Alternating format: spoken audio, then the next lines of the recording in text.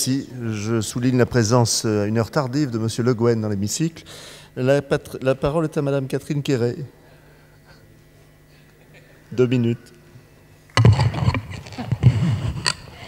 Madame la ministre, c'est avec une certaine gravité que je vais m'adresser à vous. Je voudrais vous demander si vous êtes consciente de ce que ressentent tous les viticulteurs de nos circonscriptions depuis quelques mois. En effet, au fil des projets du gouvernement, de votre gouvernement, des coûts insupportables sont portés contre cette filière.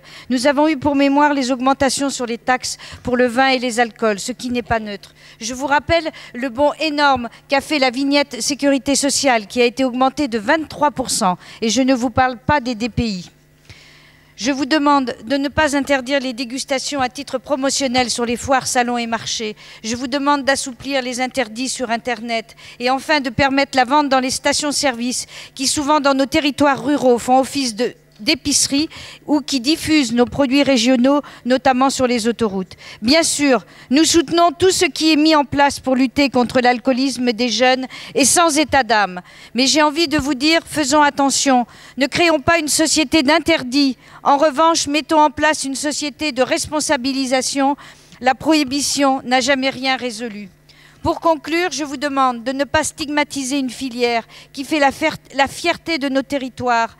Et n'oublions pas l'impact de cette filière dans notre économie. Et je vous rappelle que ces entreprises créatrices d'emplois ne sont pas délocalisables. Merci beaucoup.